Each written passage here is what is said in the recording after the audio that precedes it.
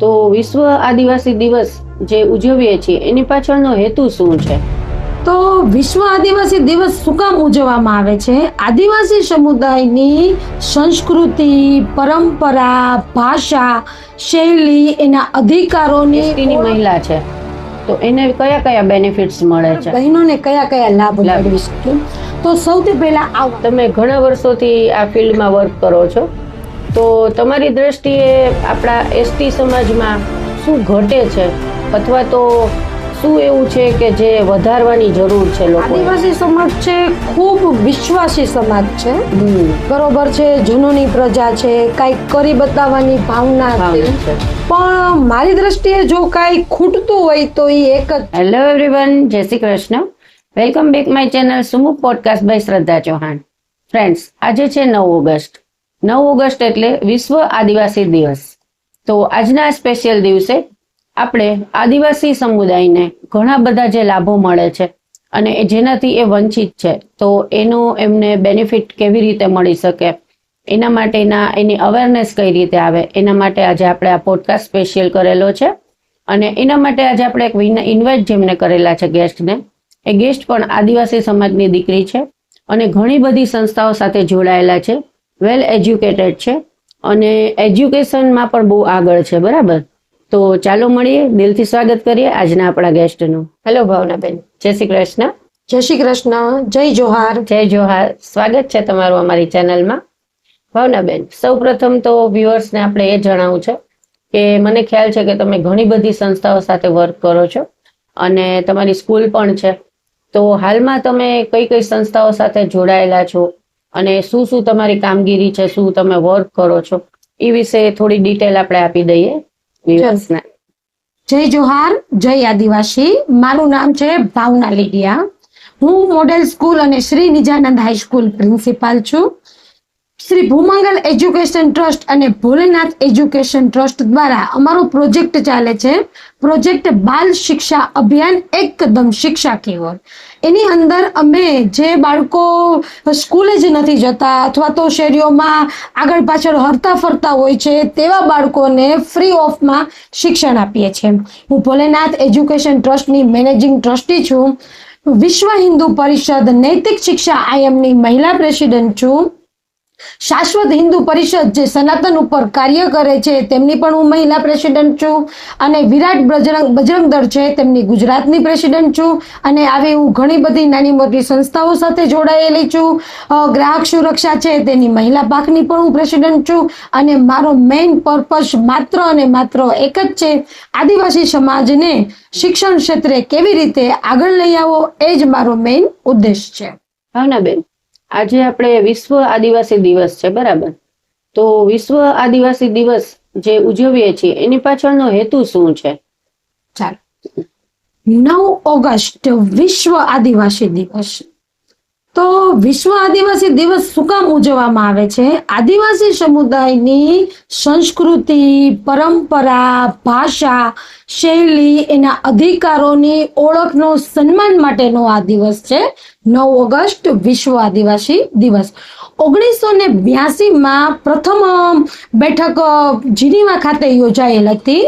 ત્યારબાદ 1994 23 ડિસેમ્બરના રોજ પ્રથમ બેઠક ઉપર ચર્ચા વિચારણા કરવામાં આવી અને સંયુક્ત રાષ્ટ્ર ખાતે 9 ઓગસ્ટને વિશ્વ આદિવાસી દિવસ તરીકે ઘોષિત કરવામાં આવ્યો છે. અને ત્યારથી સમગ્ર વિશ્વની અંદર આ દિવસ આદિવાસીઓના માન, સન્માન, સંસ્કૃતિ, ભાષા અને પરંપરાઓને સન્માનિત કરવા માટે 9 ઓગસ્ટને વિશ્વ આદિવાસી દિવસ તરીકે ઓળખવામાં આવે છે અને તેની ઉજવણી કરવામાં આવે છે. ઓકે, તો ભાવનાબેન, બહુ સારી તમારી જે કાંઈ તમે વાત કરી, ઘણી બધી સંસ્થાઓ સાથે તમારું વર્ક છે, બહુ જ સારું તમે કામ કરો છો. તો ભાવનાબેન, સૌથી પહેલા હવે તમે વ્યુઅર્સને તમારી જર્ની વિશે થોડી વાત કરો. ચોક્કસ. 2002 ની અંદર મેં ધોરણ 12 ની પરીક્ષા પાસ કરેલી, એટલે કે ધોરણ 12 નું છેલ્લું પેપર મેં જે દિવસે આપેલું હતું તે દિવસે મેં સૌથી પ્રથમ બાળક મારા જીવનની અંદર ભણાવવાની શરૂઆત કરેલી હતી. સૌથી પહેલું બાળક મેં ભણાવેલ હતું. ત્યારબાદ મારી કોલેજ ચાલુ હતી અને મારા લગ્ન થઈ ગયા હતા. લગ્ન બાદ મેં ગ્રેજ્યુએશન કમ્પ્લીટ કર્યું. ગ્રેજ્યુએશન કમ્પ્લીટ કરતા કરતા હું ઘરે ટ્યુશન ક્લાસીસ ચલાવતી હતી. મારી ઘરે પણ હું 60-70 બાળકો ભણાવતી હતી. આ 60-70 બાળકોની અંદર 25-30 બાળકો અમે એવા ભણાવતા કે જેમની ફાઇનાન્શિયલ કન્ડિશન ડાઉન હોય. બાળકને ભણવું છે, કંઈક કરવું છે, પણ એના માતા પિતાની અમુક ક્ષતિઓના કારણે એ નથી કરી શકતા. તો ત્યારથી જ અમે આવા 70 માંથી 25-30 બાળકોને ફ્રીમાં ભણાવતા હતા. પછી ધીમે ધીમે મેં બીએડની અંદર સુપરવિઝન કરવા જવાની શરૂઆત કરી.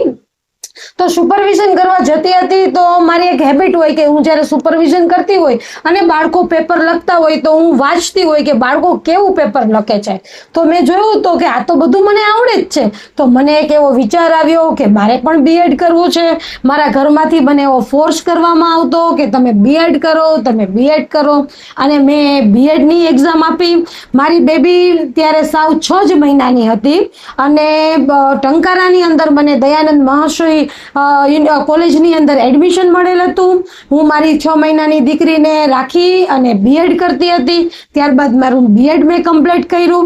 હવે ગ્રેજ્યુએશન અને બીએડ મેં કર્યું તો એના દ્વારા મને 9-10 ની અંદર શિક્ષક તરીકે નોકરી મળી શકે, પણ મારે તો ખૂબ આગળ જવું હતું. તો મેં ફરી પાછું ભણવાનું સ્ટાર્ટ કર્યું. મેં માસ્ટર ડિગ્રી શરૂ કરી અને 2016 સુધીમાં ગ્રેજ્યુએશન, બીએડ, માસ્ટર આ બધી જ ડિગ્રીઓ છે મારી એ મેં કમ્પ્લીટ કરી. અને આ બધું જે મેં એજ્યુકેશન પ્રાપ્ત કર્યું છે, જે અહીંયા સુધી હું પહોંચેલ છું, તેના માટે મારો પરિવાર છે એનો સપોર્ટ હતો એટલે હું આ બધું કરી શકી. મારા હસબન્ડ, મારા સાસુ, મારું જોઈન્ટ ફેમિલી એમણે મને ખૂબ સપોર્ટ કર્યો છે અને ત્યારે હું મારી આ જર્ની છે હું અહીંયા સુધી પહોંચાડી શકી છું. ભાવનાબેન, આપણે તમારી જર્ની વિશે જાણ્યું કે બહુ સારું એવું એજ્યુકેશન તમે લીધું છે અને સારી એવી તમે જોબ પણ કરી શકતા હતા, બરાબર?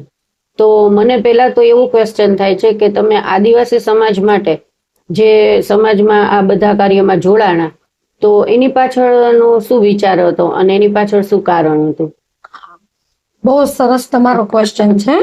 હવે હું જ્યારે અભ્યાસ કરતી હતી ત્યારે મેં મારી સમાજની અંદર એક દૂષણ જોયેલું છે કે ધોરણ 10માં મોસ્ટ ઓફ વિદ્યાર્થીઓ ફેલ થઈ જતા હોય છે. તો ધોરણ 10માં વિદ્યાર્થી ફેલ થઈ જાય ને તો એ નાની મોટી કામ કરવાની શરૂઆત કરી દેતા હોય છે. 5-7 હજારના પગારમાં ચડી જતા હોય છે. ત્યારે એને ખૂબ મજા આવતી હોય કે ભાઈ ફરવા મળતું હોય, કામ કરવા મળતું હોય, એવું ફીલ થતું હોય કે હું આઝાદ છું, મારી જાતે વર્ક કરી શકું છું. પણ 5-7 વર્ષ પછી જ્યારે એની ઉપર જવાબદારી આવે છે, એની પોતાની જવાબદારી આવે છે, ત્યારે તેને ગિલ્ટી ફીલ થતી હોય છે કે હું ભણો હોત તો સારું હતું. એ બીજી ટ્રાય, ત્રીજી ટ્રાય દઈને પાસ થઈ શકતા હતા, આગળ એજ્યુકેશન મેળવી શકતા હતા, પણ એને ત્યાંથી હાર માનીને નાના મોટા કામની શરૂઆત કરી લીધી હોય છે. તો મને એક એવો વિચાર આવ્યો કે સૌથી પહેલા તો મારે આ દૂષણને દૂર કરવું છે. અને હું 2000 આમ જોવા જાઉં તો 2002 થી મેં બાળકો ભણાવવાનું સ્ટાર્ટ કરી દીધું હતું, પણ સાચી શરૂઆત તો 2007માં મેં જ્યારે સ્કૂલોમાં જઈને ભણાવવાનું સ્ટાર્ટ કર્યું ત્યારથી હું સી ગ્રુપ હેન્ડલ કરતી હતી. સી ગ્રુપ એટલે કે લોકો એવું કહે કે આ તો નબળો છે, આને આવડતું નથી, આ ઠોઠડો છે, પણ મને એવું લાગે છે કે એવા શબ્દો વિદ્યાર્થીઓ માટે યોગ્ય ના કહેવાય, બરોબર છે? એટલે મેં એને કેવું સરસ મજાનું નામ આપ્યું સી ગ્રુપ. અને મારું કામ હતું સી ગ્રુપને હેન્ડલ કરવાનું અને એને 35%, 40%, 50% સુધી કેવી રીતે પહોંચાડવા એના માટેની મેં શરૂઆત કરી. અને આ મારી જે જર્ની છે ભણાવવાની એ ધીમે ધીમે મેં સ્ટાર્ટ કરી છે. બરાબર. ભાવનાબેન, આપણા એસટીમાં ઘણા બધા આપણને ગવર્મેન્ટ તરફથી લાભ મળે છે જે ઘણા બધાને ખ્યાલ નથી. તો આજે તમારા દ્વારા આપણે વ્યુઅર્સને જણાવવું છે કે એસટી ને એવા કયા કયા ગવર્મેન્ટ તરફથી લાભ મળે છે અને એ ઉપરાંત કે ઘણા બધા લાભની ખબર છે પણ એવો કયો બેનિફિટ છે કે જે ઘણા લોકોને ખબર નથી. આદિવાસી સમાજને એસટી કાર્ડ સર્ટિફિકેટ ઉપર ઘણા બધા લાભો મળે છે. ઓકે. બરોબર છે. સૌથી પહેલો લાભ તો શિક્ષણમાં જ મળે છે. બરોબર છે. જો તમારી પાસે આદિવાસી સમાજનો એટલે કે એસટી નો જાતિનો દાખલો હોય છે તો તમને શિક્ષણ ક્ષેત્રની અંદર જે મોટી મોટી કોલેજોની અંદર જે હાઈ ફીઝ હોય છે તો એ તમને દાખલા ઉપર ફ્રીમાં એડમિશન મળે છે. સારી એવી સ્કોલરશીપ નો લાભ મળે છે. અને મેં પણ મારા અભ્યાસક્રમ દરમિયાન ઘણા બધા સ્કોલરશીપ ના લાભ લીધેલા છે. બરોબર છે. અને મારી દ્રષ્ટિએ તો હું એમ કહેવા માંગુ છું કે પૈસાના અભાવને કારણે ઘણા બધા લોકોનું જે આગલું જે શિક્ષણ છે, ઉચ્ચ શિક્ષણ જે છે એ અટકી જતું હોય છે. તો કાર્ડ સર્ટિફિકેટ ના આધારે તે મેળવી શકતા હોય છે. ત્યારબાદ રોજગારની અંદર પણ આનો તમે લાભ લઈ શકો છો. શિક્ષણની અંદર, રોજગારની અંદર, સ્વરોજગારની અંદર. બરોબર છે. ઘણા બહેનોને નાના મોટા ઉદ્યોગ શરૂ કરવા હોય છે તો એ પણ એનો લાભ લઈ શકે છે. બરાબર. એક સરકારની ખૂબ જ સારી એવી યોજના છે માનવ ગરિમા યોજના. આ માનવ ગરિમા યોજના હેઠળ એને નાના મોટા ઉદ્યોગો શરૂ કરવા માટે સરકારશ્રી તરફથી ખૂબ જ સારી કીટનું પણ આયોજન કરવામાં આવે છે. એનો પણ તમે લાભ મેળવી શકો છો. ખેતીની અંદર પણ લાભ મેળવી શકો છો. ઉદ્યોગમાં, ધંધામાં, ખેતીમાં, શિક્ષણમાં ઘણી બધી જગ્યાએ તમે આ જે અનુસૂચિત જનજાતિનું જે સર્ટિફિકેટ છે, જાતિનો દાખલો, એના લાભ મેળવી શકો છો. ઓકે. આપણો જે આન્સર છે ઇન જનરલ થઈ ગયો કે જનરલ આદિવાસીને શું શું ફાયદા મળે છે, પણ આપણે સ્પેશિયલ વિદ્યાર્થીઓને શું શું ફાયદા છે કે જે સ્કૂલથી માંડીને કોલેજ અને ઉચ્ચ શિક્ષણ માટે એમને કયા કયા બેનિફિટ્સ છે? સૌપ્રથમ વિદ્યાર્થીઓની વાત કરી તો વિદ્યાર્થીઓને સ્કોલરશીપનો બેનિફિટ છે. હવે સ્કોલરશીપ મેળવવા માટે વિદ્યાર્થી પાસે સૌપ્રથમ આધાર કાર્ડ હોવું જરૂરી છે, જાતિનો દાખલો હોવો જરૂરી છે, આવકનો દાખલો હોવો જરૂરી છે. હા, અને એક મેઇન ક્વેશ્ચન છે કે વિદ્યાર્થીનું બેંકમાં ખાતું હોવું જરૂરી છે. બરાબર. હવે ઘણા બધા લોકોના ક્વેશ્ચન એવા પણ હોય છે કે અમારી પાસે જાતિનો દાખલો છે છતાં પણ અમને સ્કોલરશીપનો લાભ મળતો નથી. તો એ લાભ ન મળવા પાછળનો હેતુ એ છે કે એના ડોક્યુમેન્ટ્સમાં ક્યાંક ને ક્યાંક ખામીઓ રહેલી છે, નાની મોટી, જે એમને ખબર જ નથી હોતી. ફોર એક્ઝામ્પલ છે તો કે બેંક ખાતું અને આધાર બે લિંકઅપ હોવા જરૂરી છે. બરોબર છે. આધાર કાર્ડમાં જે મોબાઈલ નંબર છે અને બેંકની અંદર જે મોબાઈલ નંબર છે એ બંને લિંકઅપ હોવા જરૂરી છે. પછી આવકનો દાખલો એક વખત કઢાવી લીધો એ પૂરતો નથી. બરોબર. એની પણ એક મર્યાદાઓ હોય છે કે દર 3 વર્ષે છે એ ફરી પાછો રિન્યુ કરાવવો પડતો હોય છે. સરકારશ્રીના આદેશ મુજબ કેટલી આવક છે એ પણ ખૂબ મહત્વનું રાખે છે. અત્યારે નવા નિયમો મુજબ કે 6 લાખથી ઉપર આવક ધરાવતા હોય તો પછી એને આ બેનિફિટ ના મળી શકે. ઓકે. બરોબર છે. તો આ બધા રૂલ્સ છે એ ખૂબ જ જરૂરી હોય છે. ઘણા બધા લોકોના એવા પણ ક્વેશ્ચન હોય છે કે અમારી પાસે ડોક્યુમેન્ટ્સ પૂરતા હોવા છતાં પણ અમને સ્કોલરશીપના લાભ નથી મળતા. તો એના પાછળના રીઝનો આ બધા છે. એટલે મારી દ્રષ્ટિએ સ્કોલરશીપનો સરકારશ્રી તરફથી ખૂબ સારા એવા બેનિફિટ્સ મળે છે. અત્યારે સરકારશ્રી તરફથી ધોરણ 9, 10, 11 અને 12 દીકરીઓને ખાસ ભણવા માટે બધી જ દીકરીઓને એજ્યુકેશનનો લાભ મળે એના માટે નમો લક્ષ્મી અને નમો સરસ્વતી યોજનાનું જે આયોજન છે એ ખૂબ જ સરસ છે. ઘણી જગ્યાએ આપણે એવું પણ જોતા હોઈએ છીએ કે દીકરા અને દીકરીઓ વચ્ચે ભેદભાવ રાખવામાં આવેલા હોય છે. તો સરકારશ્રીનો જે આ યોજના છે, હા, અને એમાં પણ હું એક વિશેષ તમને કહેવા માંગીશ કે આ યોજનાની અંદર એવું છે કે જે કઈ સ્કોલરશીપ આવે છે ને એ મમ્મીના જ એકાઉન્ટમાં આવે છે. એટલે જે સિંગલ મોમ હોય છે, બરોબર છે, એને ઘણી બધી વખત ઘણા બધા ક્વેશ્ચન છે એ ફેસ કરવા પડતા હોય છે કે એને કોકવાર ડોક્યુમેન્ટ્સ ના મળતા હોય અને એના કારણે એના બાળકો લાભોથી વંચિત રહી જતા હોય છે. તો સરકારશ્રીની આ યોજના ખૂબ સારી છે કે આની અંદર જે રૂપીઝ આવે છે એ મમ્મીના જ એકાઉન્ટમાં આવે છે. હા, એટલે આવી તો ખૂબ ઘણી બધી યોજનાઓ છે. બાળક પહેલા ધોરણમાં પ્રવેશ કરે છે ત્યારથી માંડી અને ઉચ્ચ શિક્ષણ સુધી હરેક જગ્યાએ તમને આદિવાસીના બેઝ ઉપર સ્કોલરશીપના ફાયદા મળે છે. પછી રાઇટ ટુ એજ્યુકેશન RTE ધોરણ 1 ની અંદર જે પ્રવેશ મેળવવાનો છે એમાં પણ તમારી પાસે જાતિનો દાખલો હોય છે તો આદિવાસીના બેઝ ઉપર અને એમાં પણ ખાસ એક જ બાળક હોય અને એ પણ દીકરી જ હોય છે તો તરત જ રાઇટ ટુ એજ્યુકેશનનો પણ એને સારામાં સારો લાભ મળે છે. રાઇટ ટુ એજ્યુકેશન એટલે સ્ટાન્ડર્ડ 1 to 8 સુધી ફ્રી ઓફ એજ્યુકેશન છે. Very good. તમે જે નમો લક્ષ્મી ને નમો સરસ્વતી ઓફર ઓલા સ્કીમ વિશે જણાવ્યું, યોજના વિશે, તો એના વિશે થોડી ડીપ માહિતી આપો અમને. હા, ધોરણ 9 ની અંદર જ્યારે દીકરી એજ્યુકેશન માટે પ્રવેશ લે છે તો 9 અને 10 ની અંદર દીકરીઓને ₹10,000ની સ્કોલરશીપ સરકારશ્રી તરફથી આપવામાં આવે છે. એનું નામ છે નમો લક્ષ્મી. અને 11 અને 12 ની અંદર નમો સરસ્વતી યોજનાનો લાભ આપવામાં આવે છે. ધોરણ 11 અને ધોરણ 12 ની અંદર 15,000 સ્કોલરશીપનો દીકરીઓને લાભ મળે છે. એટલે ઓનલી ST માટે છે કે બધા લેડીઝ માટે? નમો લક્ષ્મી અને નમો સરસ્વતી આ બે યોજનાઓ એવી છે કે એની અંદર બધી જ દીકરીઓને લાભ મળી શકે છે. બરોબર છે. જે દીકરીઓ ધોરણ 9, 10, 11 અને 12 માં અભ્યાસ કરે છે તે તમામ દીકરીઓને આ યોજનાનો લાભ મળે છે.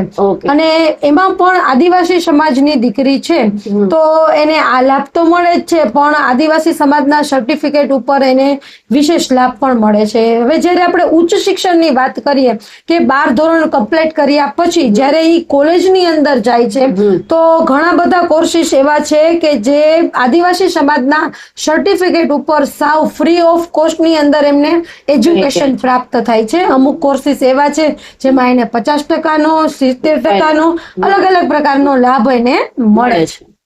પછી ગ્રેજ્યુએશન કમ્પ્લીટ કર્યા પછી માસ્ટર કરે છે તો માસ્ટર ઉચ્ચ શિક્ષણમાં પછી વિદેશ જવા માટે પણ એને લોનની સહાય મળે છે. પછી તમને ખ્યાલ છે તો અત્યારે ઘણા બધા વિદ્યાર્થીઓ GPSC છે, UPSC છે, એવી બધી સરકારી યોજનાઓની તૈયારીઓ, પરીક્ષાઓ પાસ કરવા માટે તૈયારીઓ કરે છે. તો આ બધા જે ક્લાસીસ છે એના માટેની સ્કોલરશીપ છે એ પણ સરકારશ્રી તરફથી આદિવાસી સમાજના દીકરા દીકરીઓને મળે છે. ઓકે, બહુ સરસ. આ તો થઈ વિદ્યાર્થીની વાત. સ્ટુડન્ટને શું શું બેનિફિટ મળે છે બહુ સારી એવી તમે અમને ઇન્ફોર્મેશન આપી છે વ્યુઅર્સને. તો હવે આપણે છે ને લેડીઝ વિશે કે ST ની મહિલા છે તો એને કયા કયા બેનિફિટ્સ મળે છે?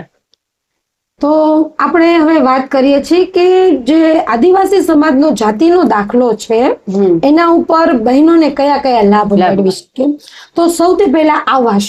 બરોબર છે. તો કે જાતિના દાખલા બેઝ ઉપર સરકારશ્રી તરફથી જે આવાસ યોજનાઓના ફોર્મ બહાર પડે છે તો બહેનો એ ફોર્મ ભરી શકે છે અને પોતાનું ખુદના મકાનના માલિક બની શકે છે. અને પોતાનું ખુદનું મકાન હોય છે. ઘણી વખત આપણે એવું જોતા હોય છે કે લોકો એવું કહી દેતા હોય છે કે તું નીકળી જા, જતી રહે. તો ત્યારે એને એવું ફીલ થાય છે કે પિયરનું ઘર પણ મારું નથી, સાસરાનું ઘર પણ મારું નથી. તો જાતિના દાખલાના બેઝ ઉપર આવાસનું ફોર્મ ભરી શકે છે અને પોતાના ખુદના મકાનની માલિક બની શકે છે. બરોબર છે. શિક્ષણ ક્ષેત્રે સ્કોલરશીપના બેઝ ઉપર તે આગળ વધી શકે છે. ઉદ્યોગની અંદર નાના મોટા જે ઉદ્યોગો છે, ગૃહ ઉદ્યોગો છે તો સરકાર શ્રી તરફથી 10 લાખથી લઈને 1 કરોડ રૂપિયા સુધીની લોનની સહાય મળે છે. લોનની તો સહાય મળે છે પણ આદિવાસી મહિલાઓને સબસિડીની પણ સારી એવી સહાયો પ્રાપ્ત થાય છે. બરોબર છે. આવાસમાં પ્રાપ્ત થાય છે, શિક્ષણમાં પ્રાપ્ત થાય છે, રોજગારમાં, સ્વરોજગારમાં જે દીકરીઓ ભણેલી છે, ઉચ્ચ શિક્ષણ પ્રાપ્ત કરેલું છે અને જે કાંઈ સરકારી યોજનાઓ આવે છે એમાં એ એક્ઝામ આપે છે, પાસ થાય છે તો આદિવાસીના સર્ટિફિકેટના બેઝ ઉપર એ સારામાં સારી ગવર્મેન્ટ જોબ પણ મેળવી શકે છે. બરોબર છે. તો ખેતીમાં, શિક્ષણમાં, આવાસમાં, હા, જ્યારે ઉમેદવારી નોંધાવે છે બરોબર છે તો આદિવાસીના બેઝ ઉપર જે અનામત સીટો છે તે અનામત સીટો ઉપર પોતાના બેઝ ઉપર પોતાના દમ ઉપર એ ચૂંટણી પણ લડી શકે છે. એટલે આદિવાસી સમાજનો જે દાખલો છે જે ST સર્ટિફિકેટ સર્ટિફિકેટ છે એના ઉપર એને ઘણા બધા લાભો મળે છે. એટલે આમ જોવા જઈએ ને તો જ્યારે એનું પ્રાથમિક શિક્ષણ શરૂ થાય છે તો પ્રાથમિક શિક્ષણ થી લઈને ઉચ્ચ શિક્ષણ, ત્યારબાદ ગવર્મેન્ટ જોબ, જો ગવર્મેન્ટ જોબ નથી મળી શકતી તો એના કૌશલ્ય મુજબ બરોબર એની અંદર જે સ્કિલ રહેલી છે એ સ્કિલ ઉપર ગૃહ ઉદ્યોગ છે, મોટા ઉદ્યોગો છે તે કરી શકે છે. ખેતીમાં ઇન્ટરેસ્ટ છે તો એ ખેતી ક્ષેત્રે પણ આગળ વધી શકે છે. અને હા, હું તો એમ કહીશ કે એક દીકરીને એજ્યુકેશન મળવું ખૂબ જરૂરી છે. શું કામ એને જરૂરી છે? કારણ કે જો દીકરી પાસે એજ્યુકેશન હશે ને તો એની બે પેઢીને થશે. કારણ કે દીકરી છે એ બે કુળનો દીવો છે, એટલા માટે એજ્યુકેશન છે એ સૌથી વધારે ઇમ્પોર્ટન્ટ. બહુ સરસ વાત કરી તમે, સાચી જ વાત છે. આપણે જે ઉદ્યોગ શરૂ કરવા, ગૃહ ઉદ્યોગ શરૂ કરવા માટે તમે કીધું લોન મળે છે, બરાબર? તો એ લોન માટે એપ્લાય ક્યાં કરવાનું? બેંકમાં કે કોઈ ગવર્મેન્ટ ઓફિસમાં? હા, હવે આપણી આદિમ જાતિની કચેરી છે. હવે આદિમ જાતિની કચેરીમાં હવે તો બધું ઓનલાઈન થઈ ગયું છે. એટલે પેલા નાના ઉદ્યોગોની વાત કરી લઈ તો ઓનલાઈનમાં માનવ ગરિમા યોજના છે, એમાં આપણે ઓનલાઈન ફોર્મ ભરવાનું હોય છે. ઓનલાઈન ફોર્મ ભરવા માટે સૌ પ્રથમ તો જાતિનો દાખલો ફરજિયાત છે, રાશન કાર્ડ ફરજિયાત છે, આધાર કાર્ડ ફરજિયાત છે, આવકનો દાખલો ફરજિયાત છે, બરોબર છે. તો આ બધા ડોક્યુમેન્ટ્સના આધાર ઉપર આદિવાસી સમાજના બહેનો અને ભાઈઓને ઘણા બધા ધંધાના સરકારશ્રી તરફથી કીટ વિતરણ કરવામાં આવે છે. તો સિલાઈ મશીન છે, બ્યુટી પાર્લર છે, સંચા છે, પછી પંચરની કીટ છે, પછી મરઘા ઉદ્યોગ માટેનું છે, મત્સ્ય ઉદ્યોગ માટેનું છે, બરોબર છે, ખેતી માટેનું છે. આવી રીતે નહીં તો મારી દ્રષ્ટિએ તો 33 થી 35 પ્રકારના ઘણા બધા એવા ઉદ્યોગો છે તેના માટેની તેમને કીટ પ્રોવાઈડ કરવામાં આવે છે. અને આ કીટ છે સાવ ફ્રી ઓફ કોસ્ટમાં પ્રોવાઈડ કરવામાં આવે છે, જેથી બહેનો છે એ પોતાના ઘરે બેસીને પણ નાના મોટા કામ કરી શકે છે. મને યાદ છે ત્યાં સુધી, આજથી 2 વર્ષ પહેલા મેં એક સાથે 20 થી 25 બહેનોને સિલાઈ મશીન અપાવેલા હતા. તો ખૂબ જ સરસ એવી કન્ડિશનમાં, સારી કન્ડિશન વાળા 2 સંચા સરકારશ્રી તરફથી આપવામાં આવેલા હતા. અને સંચા જ નહીં, એના માટેની જે કાંઈ કીટની જે આવશ્યકતા હોય છે ટોટલી બધું, સિલાઈ મશીનના પણ સંચો આપ્યો હતો, એમ્બ્રોઇડરીનો અલગથી આપ્યો હતો, પછી બ્યુટી પાર્લરની કીટ મળી હતી તો એની અંદર એની જે ચેર છે, એનો આરીસો છે, મેકઅપની કીટ છે, ટોટલી વસ્તુ પ્રોવાઈડ કરવામાં આવી હતી. પછી એક રેકડી પણ સારા માયલી આપવામાં આવે છે. પછી તમને ખબર હોય તો અત્યારે ઓલી એકદમ આખી લારી કમ્પ્લીટ હોય છે અને સીધો એનો આપણે પોતે બિઝનેસ સ્ટાર્ટ કરી શકતા હોય, એ પણ ખૂબ સારું આપવામાં આવે છે. મેં મારા હાથ નીચે નહીં તો 50 થી 60 લોકોને આવી જરૂરિયાતની વસ્તુઓ અપાવેલી છે. 2-3 વર્ષ પહેલા છે ને ઓનલાઈન નતું, ઓફલાઈન હતું. આદિમ જાતિની કચેરીએ ફોર્મ ભરવાનું હોય અને જ્યારે ફોન આવે ત્યારે આપણે આ વસ્તુ લેવા જવાનું છે. પણ અત્યારની સિસ્ટમની વાત કરીએ તો હવે તો ટોટલી ઓનલાઈન થઈ ગયું છે.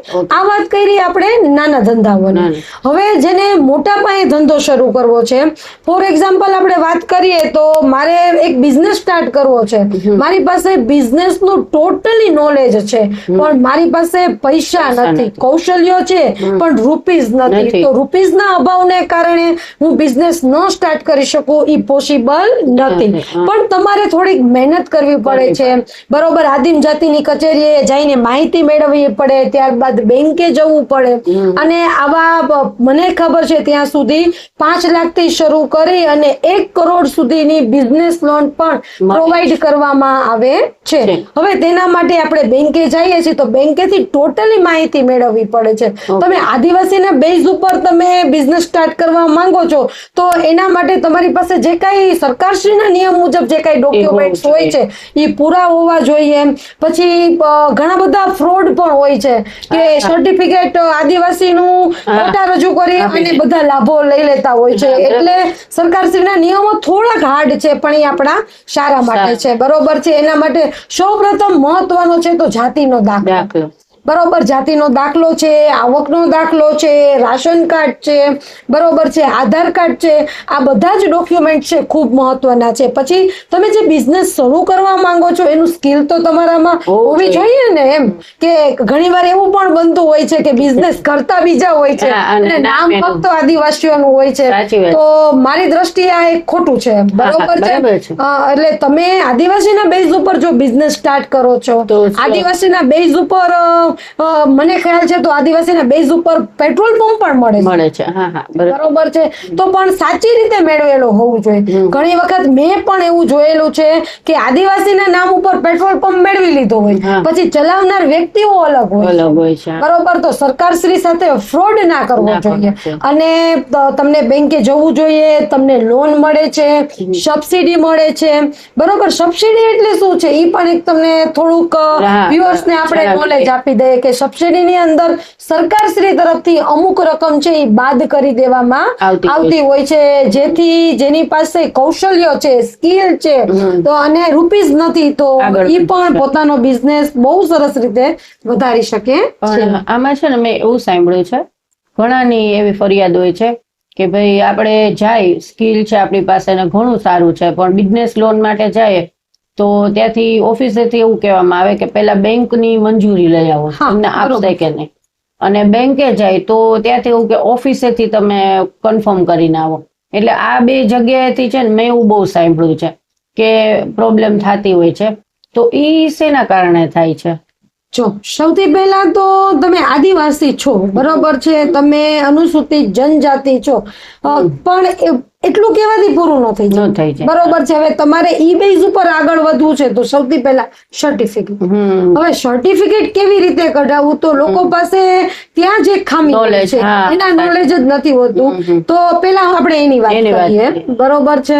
તો ધારો કે કોઈ વિદ્યાર્થી અભ્યાસ કરે છે તો એ જે સ્કૂલમાં અભ્યાસ કરતો હોય ત્યાંથી તેને બોનોફાઇડ મેળવવાનું હોય છે અને બોનોફાઇડ ની અંદર આદિવાસી શબ્દ છે એનો ઉલ્લેખ હોય, અથવા તો વિદ્યાર્થીએ અભ્યાસ પૂર્ણ કરી લીધો છે તો એની પાસે એલસી હોવું જોઈએ, શાળા છોડ્યાનું પ્રમાણપત્ર. અને શાળા છોડ્યાના પ્રમાણપત્ર ની અંદર આદિવાસી શબ્દનો ઉલ્લેખ હોવો જરૂરી છે.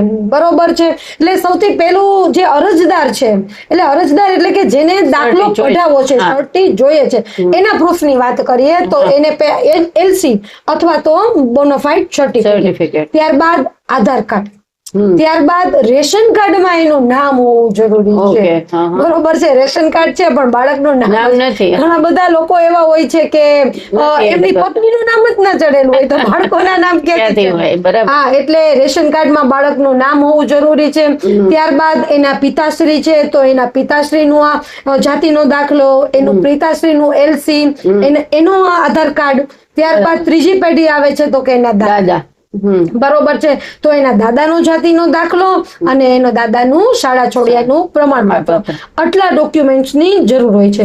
તો ઘણા બધા લોકો એવું કે છે કે અમારા દાદા તો સ્કૂલે જ નથી ગયા, ભણવા જ નથી ગયા, તો અમે શું કરીએ? તો પણ તેથી આપણે હાર નથી માની જવાની. સરકાર શ્રીએ ખૂબ જ સારા રસ્તાઓ બનાવેલા છે કે સપોઝ કે મારા દાદા છે, જસ્ટ એક એક્ઝામ્પલ સાથે સમજીએ કે મારા દાદા છે સ્કૂલે જ નથી ગયા, તો મારા દાદાને 6 ભાઈઓ છે તો 6 ભાઈઓમાંથી એક તો સ્કૂલે ગયું છે ને, લોહીનો સંબંધ જરૂરી છે.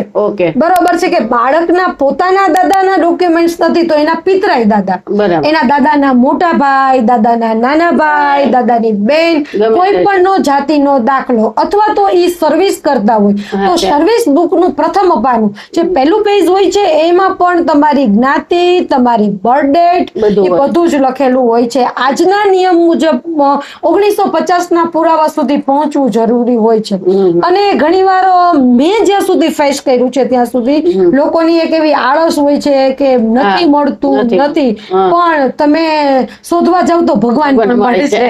તો ડોક્યુમેન્ટ્સ તો મળી જ જાય. તો સૌપ્રથમ તમારે જે કાસ્ટ સર્ટિફિકેટ છે એ કઢાવવા માટેની જે આ 3 પેઢીની જર્ની છે ને એમાંથી પસાર થવું પડે. જો તમારી પાસે આટલા ડોક્યુમેન્ટ્સ હોય છે તો અત્યારના નિયમ મુજબના ડોક્યુમેન્ટ્સ બધા તમારી પાસે હોય તો વિધિન 4 કે 5 days ની અંદર જ તમારી પાસે સર્ટિફિકેટ આવી જાય છે.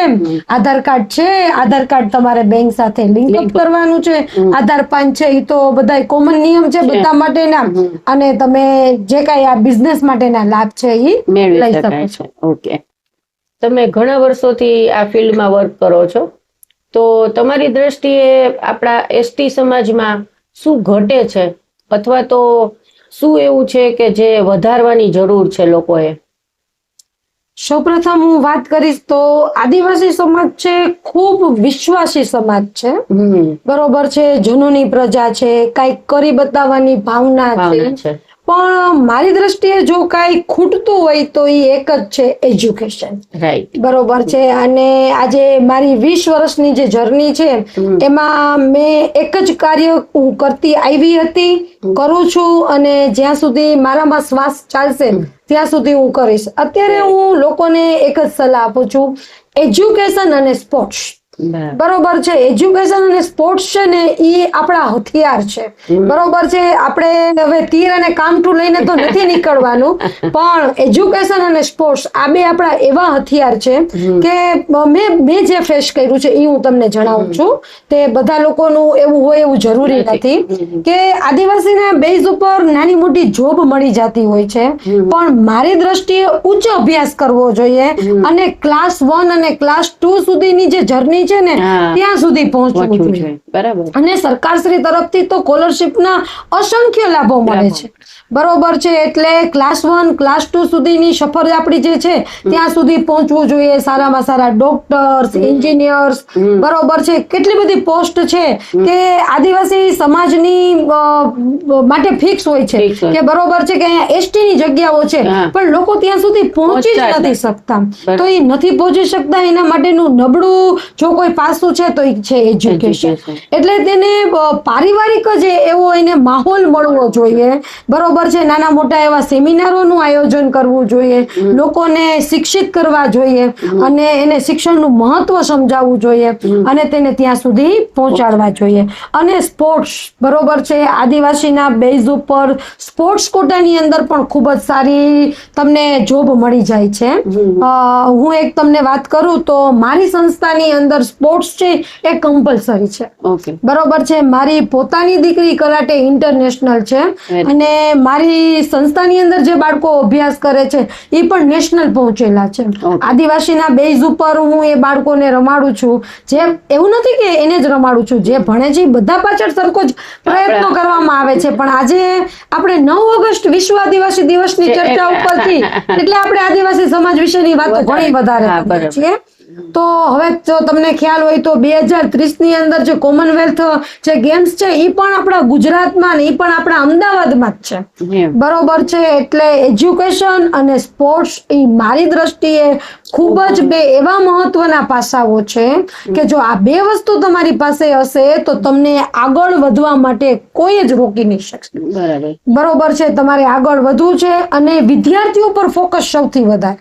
બરોબર, શું કામ એને વિદ્યાર્થી ઉપર ફોકસ? જો વિદ્યાર્થી છે, બરોબર, વિદ્યાર્થી કાર્ડની અંદર જ એની પાસે સારામાં સારું એજ્યુકેશન આવી જશે, સારી સ્કિલ આવી જશે. બરોબર છે, તો એની સાથે 3 પેઢીઓ તરી જશે. એક તો એના માતા પિતા, એક પોતે, અને એક એની આવનારી પેઢી. બરોબર છે, આદિવાસી સમાજ પાસે કોઈ એવી પેઢીઓ નથી હોતી કે પેઢી દર પેઢી છે કે ભાઈ પપ્પા દાદાનો બિઝનેસ છે એના પપ્પા સંભાળતા હોય, પપ્પાનો બિઝનેસ છે હવે એનું બાળક સંભાળે. એ પોસિબલ નથી હોતું. પણ એ સારામાં સારું એજ્યુકેશન મેળવીને class 1 class 2 GPSC, UPSC, IAS, IPS સુધીની જર્ની છે એ પસાર કરી શકે. અને આજે તમે જોવા જાઓ તો આજ રોજ સમાજના ઘણા બધા દીકરા અને દીકરીઓ છે ત્યાં સુધી પહોંચેલા છે. અને હું શિક્ષણ ક્ષેત્રે જોડાયેલી છું તો હું એટલા જ માટે જોડાયેલું છું કે એક ડોક્ટર બને, એક એન્જિનિયર બને, એક વકીલ બને, તો હું એક શિક્ષક છું, તો હું આ સમાજના ઘણા બધા લોકોને અહીંયા સુધી પહોંચાડી શકીશ. એટલે એજ્યુકેશન અને સ્પોર્ટ્સ આ બેમાં ખૂબ આગળ વધવું ખૂબ જરૂરી છે.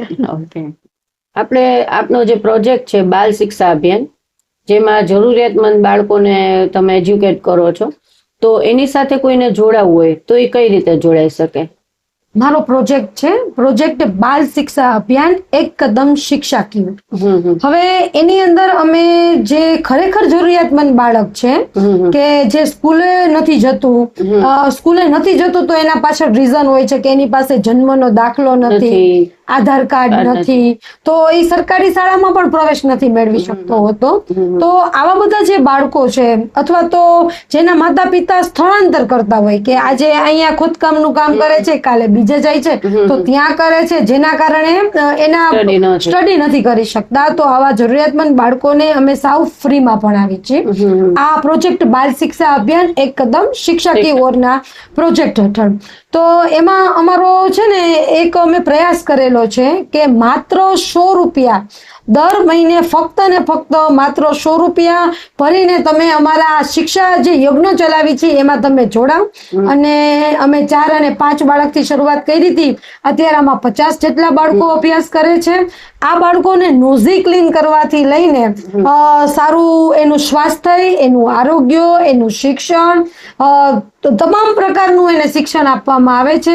તો માત્ર ને માત્ર 100 રૂપિયા ભરી અને તમે અમારા શિક્ષા યજ્ઞ છે એમાં તમે જોડાઈ શકો છો. હવે આનીથી એક વધારે વાત કરી તો હું 2 સંસ્થા ચલાવું છું, મોડેલ સ્કૂલ અને Shri Nijanand high school, self finance school છે. પણ આમાં પણ જેમના મમ્મી અને પપ્પા બંને નથી, અથવા તો જેમના પપ્પા નથી અથવા મમ્મી નથી, અથવા તો અમુક બાળકો એવા છે કે જેને ભણવું છે પણ પરિવારના અમુક લક્ષણોના, પરિવારના અમુક એવા કાર્યોને આધારે નથી ભણી શકતા, તો અમે એવા ખરેખર એવા જે બાળકો છે એને પણ અમે ફ્રી ઓફ એજ્યુકેશનનો લાભ આપીએ છીએ અને એને આગળ વધારીએ છીએ. બહુ સરસ. આજનો આ જે પોડકાસ્ટ છે એનો લાસ્ટ ક્વેશ્ચન કે આજના શુભ દિવસે કે વિશ્વ આદિવાસી દિન, બરાબર, તો એના માટે તમે વ્યુઅર્સને, કેમ કે વ્યુઅર્સમાં ઘણા બધા એસટી ના વ્યુઅર્સ પણ છે, તો જે આપણો પોડકાસ્ટ આજે જોશે એને શું લાસ્ટમાં સલાહ આપશો? હા, આજે હું 3 સલાહ વિશેની વાત કરીશ કે સૌ પ્રથમ તો સૌથી પહેલા કે તમને તમારી જાત ઉપર ગર્વ હોવો જરૂરી છે. ઘણા બધા લોકો એવા હોય છે કે જેને આદિવાસી સમાજના લાભ લેવા હોય છે પણ આદિવાસી કેવું ગમતું નથી. એટલે સૌથી પહેલા તો હું એમ કહીશ કે પહેલા તો આપણને આપણી જાત ઉપર ગર્વ હોવો જોઈએ. હું કોઈ પણ જગ્યાએ જ્યારે મારી સ્પીચની શરૂઆત કરું છું તો જય જોહાર, જય આદિવાસી થી શરૂઆત કરું છું કે આદિવાસી સમાજ એટલે એવો સમાજ છે કે જે જળ, જંગલ અને જમીન સાથે જોડાયેલો સમાજ છે. બરોબર છે કે આદિકાળથી તમે કોઈ પણ પુસ્તક લઈ લો, તમે રામાયણ લેશો તો એમાં પણ આદિવાસી સમાજની ચર્ચા થશે, તમે મહાભારત લેશો તો એમાં પણ આદિવાસી સમાજની ચર્ચા થશે, તમે શિવ પુરાણ લેશો તો એમાં પણ આદિવાસી સમાજની ચર્ચા કરવામાં આવી છે. એટલે કે જ્યારથી આ શું કહેવાય લોકોની જર્નીની શરૂઆત થઈ છે ત્યારથી આદિવાસી સમાજ છે એ હર હંમેશ સંકળાયેલો સમાજ છે. આદિવાસી એટલે ભારત દેશની પ્રથમ પ્રજાતિ છે. તો આપણે રાજા છીએ તો આપણે આપણી જાત ઉપર ગર્વ મહેસૂસ કરવાનો છે. એવું ફીલ નથી કરવાનું કે હું તો આદિવાસી છું. અને હું તો મારી સ્પીચની અંદર ગર્વથી કહું છું કે હું આદિવાસી છું, મને ગર્વ છે મારી જાત ઉપર. બીજી વાત કરીએ તો આદિવાસી સમાજને સરકાર તરફથી ઘણી બધી સહાયો મળે છે, પણ મારી દ્રષ્ટિએ જોવા જઈએ ને તો કે સહાય મળે છે ઇટ્સ ઓકે, પણ આપણે એ સહાય ઉપર નિર્ભય રહેવાનું નથી.